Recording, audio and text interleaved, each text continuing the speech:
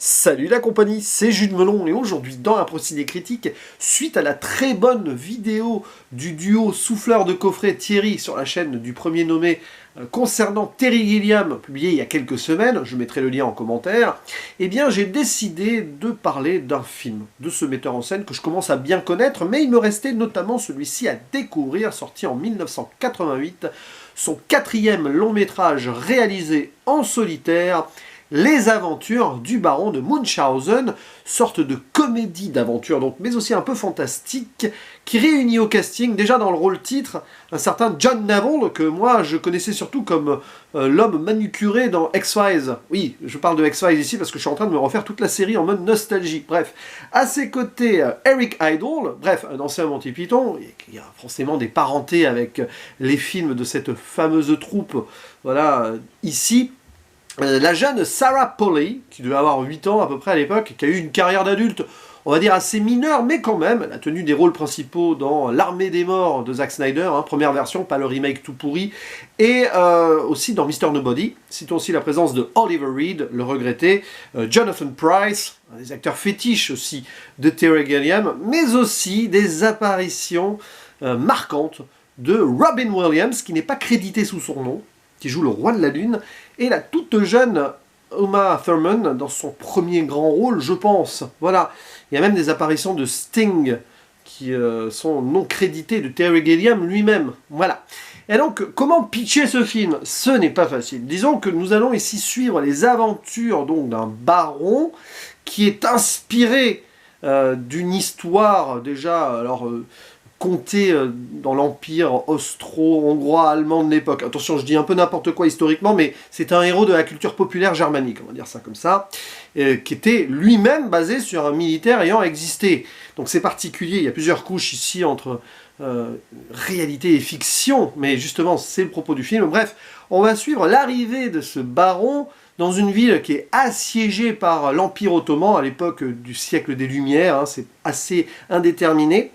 Et il va arriver et interrompre une pièce de théâtre qui a lieu à ce moment-là. Il faut bien divertir les gens alors que dehors c'est la guerre. Et il va donc raconter sa véritable histoire à lui, qui était contée plus ou moins sur scène.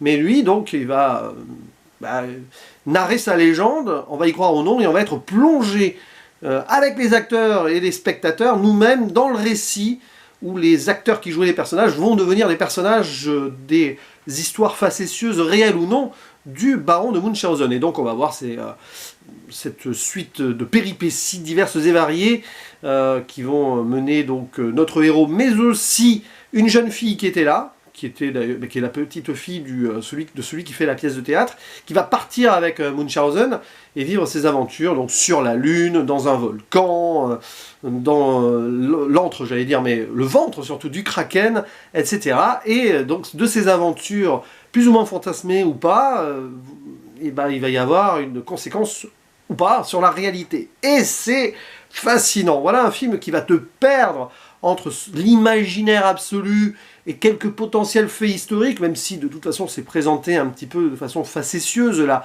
je le disais en préambule, on n'est pas loin des Monty Python, évidemment. Il y a quelques scènes qui rappellent cela dès le début, notamment avec le sultan ottoman là, qui joue de la musique en torturant ses prisonniers.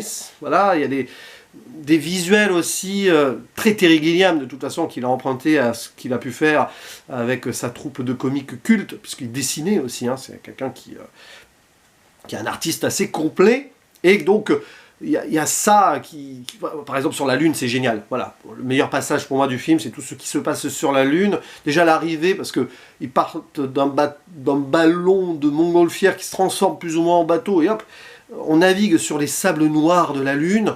Remarquable d'ailleurs, parce que ça a beau être facétieux et bon, très Terry Gilliam avec des plans débulés, des moments un peu fous, c'est aussi super soigné esthétiquement avec une photographie superbe, réalisée par un Italien d'ailleurs, Giuseppe Rotunno, qui avait beaucoup travaillé avec Visconti, donc vous voyez, et c'est à la fois poétique, drôle, fantasque et sérieux dans un certain propos voilà comment l'imaginaire peut peut-être sauver les hommes, et la lisière entre la réalité et la fiction, mais aussi comment faire confiance à la narration d'une légende telle qu'elle est, et puis toi-même, spectateur, tu te laisses totalement embarquer, c'est le cas de le dire, dans l'histoire, et puis tu vois des magnifiques contrées diverses et variées, dans cet imaginaire brillant et, on va dire, très fertile.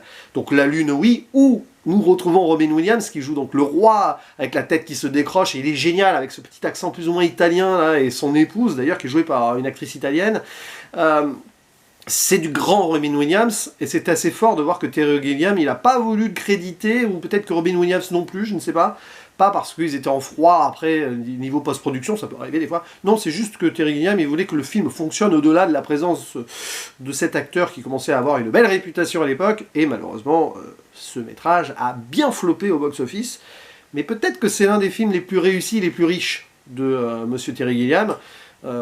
Voilà, bon là c'est mon avis sur à chaud, il faudra que je le revoie parce que premier visionnage d'un tel film très riche et qui part dans tous les sens, tu te retrouves à faire une impro cinécritique comme ça qui part dans tous les sens aussi, mais ça va très bien avec le propos. Donc belle esthétique, des moments drôles, des moments touchants aussi avec la petite qui suit donc ce héros, elle-même qui a besoin de s'évader, et oui c'est quelque part l'évasion de cette ville assiégée, mais aussi donc de cet homme là qui règne de main de maître sur cette cité, là joué d'ailleurs par Jonathan Pryce, voilà, Horatio Jackson. Donc remise en question aussi de l'autorité, c'est très Terry Gilliam, hein, besoin de liberté, et, ouais, un petit commentaire sur cette société un petit peu trop dirigiste. Et donc voilà, il y a à peu près tout Terry Gilliam dedans, et même plus, j'ai envie de dire. Et c'est là où il commence à s'émanciper, mais pas tout à fait, des Monty Python. Là, on voit encore qu'il y a l'influence. Après, il partira un peu plus sur sa route à lui, mais on voit que la parenté est évidente. Puis tu vois aussi déjà que il y a eu Time Bandits avant, ou Bandit Bandit en français. Il y a des moments où c'est à peu près pareil. Ce duo adulte-enfant, le lien entre quelqu'un qui est vieillissant potentiellement et le rajeunissement grâce à l'imaginaire, puisqu'ici notre baron de Munchausen, plus il vit à fond ses aventures, plus il paraît jeune, plus il paraît fringant, et dès qu'il est bloqué dans la réalité, c'est plus difficile, comme si les gens ne voulaient plus y croire ou le croire. C'est un petit peu ça aussi le propos. Si vous croyez en des choses formidables, peut-être que ça va vous faire du bien, et que vous allez sortir d'un certain carcan. Il y a un côté, l'histoire sans fin, par exemple, si on peut prendre ce côté-là. C'est magnifique, on peut y passer des heures hein, à parler de ce film, et pourtant, c'est le genre de métrage avec lequel je peux avoir du mal de nos jours, qu'il faut voir peut-être plus jeune, mais là j'ai eu un premier visionnage remarquable, même s'il y a des moments où tu décroches un poil. Mais bon, il y a des personnages hauts en couleur, avec Vulcain, qui est assez violent et détestable, mais Oliver Reed remarquable dans ce rôle de méchant, et voilà, que dire de plus, si ce n'est que, on voit aussi ici que Terry Gilliam était fasciné par un autre personnage de la culture populaire d'un autre pays, l'Espagne, fasciné par Don Quichotte. Et quand tu sais qu'il a fait ce film, L'homme qui tua Don Quichotte, il y a 4 ans bientôt, j'en avais parlé à l'époque de sa sortie, le film avait fait un four, j'étais seul je crois dans la salle, où on était 2, enfin c'est une catastrophe, et ben on voit que, en fait, si tu revois l'homme qui tua Don Quichotte, pardon, après avoir vu Munchausen, tu vois clairement ici des liens impalpables, non, plutôt très palpable, j'ai envie de dire.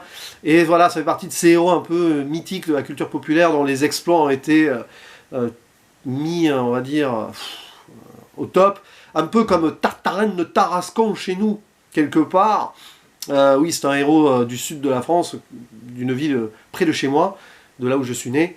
Et c'est vrai qu'il y a un peu de ça, voilà, ce côté fantasque. On sent que la personne, elle va au-delà de ce qu'elle a vraiment vécu, elle monte en épingle des choses et tout, mais tu as envie de te plonger dedans et tu as un attachement envers cet imaginaire évident, mais qui peut au final faire du bien et ici peut-être sauver des vies.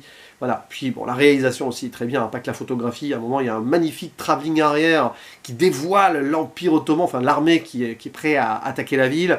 Il y a plein de belles idées comme ça, un homme qui court très très vite, un géant, enfin, toute proportion gardée. Ouais, non, c'est bien, oui, parce que le baron de Munchausen, il retrouve ses anciens acolytes aussi. Bref, voilà, c'est un film que je vous conseille, on pourrait en parler longtemps, tant il y a des détails voilà, qui m'ont certainement échappé d'ailleurs au premier visionnage.